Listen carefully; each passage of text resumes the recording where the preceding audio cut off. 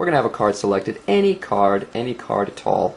They choose that one, let's say. It is, in this case, the Six of Clubs. Unbelievable. Now, I had just done a tutorial where that was the selected card as well. This is getting creepy.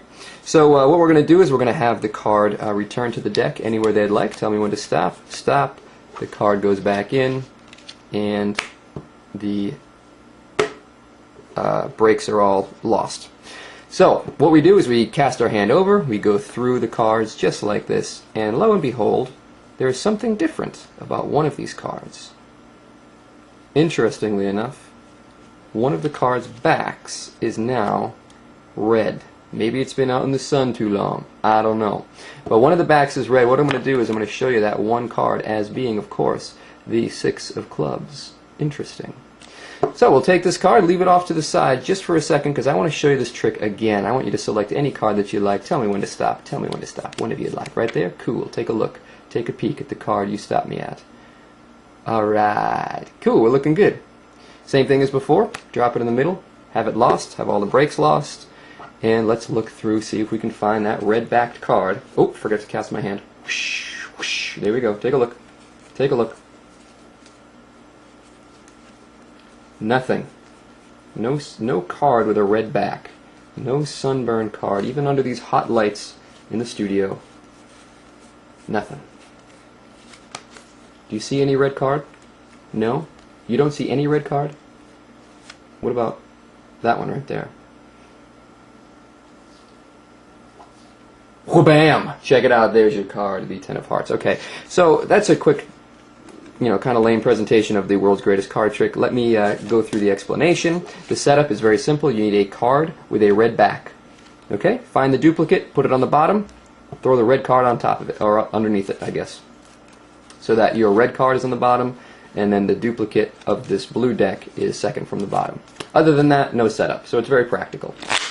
Take it out of the box, have your card selected. Again, you can, if you're feeling risky, you can spread it out like this, but you want them to pick any card but the bottom card. So I like to have more control. I hold it in my hand, and I spread out. And even if they get all the way to the end, because sometimes they like to be jerks, you know what I mean? So what I'll do is I will go all the way to second from the end, and say, that's it, man, no more cards here. And I'll do a quick little move that is actually holding this as a double between my fingers here and my palm, and then using pretty much my middle finger and my palm, and then using my thumb here to give the illusion that these are the last two cards. I'm just rubbing the cards together. Alright, obviously you want those to be square.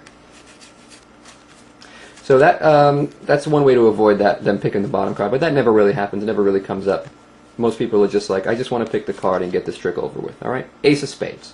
They pick that. You can have them cut half the cards off if they want, however many cards they want to cut off, and put it on the table. Then they return their card to that, and then you drop the remainder of the deck on top of the selection. What this does is puts that red card immediately next to, or immediately on top of, their selection. Alright? So we're looking at the red card on top of their selection. So you go through, find the red card, split the pack, bring these to the bottom. That's important, because that's going to place your Ten of Hearts, again, your duplicate of the red card, red-backed card, on the bottom. Then all you got to do is a double lift. Okay, you can do a double lift. You can't do a triple lift. That won't work, so make sure you do a double lift. Show them that the red card is turned into their selection. Deal apparently their selection. You're really dealing the real red-backed card onto the table. Supposedly, we're forgetting about it. Let's try the trick again. That was pretty amazing. I'll show you again. And then you have a card selected using the old Hindu force. Oh, those Hindus. Just like this, and whenever they tell you to stop, you show the bottom card, because the bottom card never changes when you remove a stack of cards from the top. You're not changing the bottom card, but it's supposedly you are. So you force that card, and all the work is done. You just drop the cards back on. Cast your hand, show them that there's no red card, get them to admit you don't see any red card. No red card? Are you sure? What about that one? That's the money line right there. When you turn that over, people's heads explode. So that is the world's greatest card trick.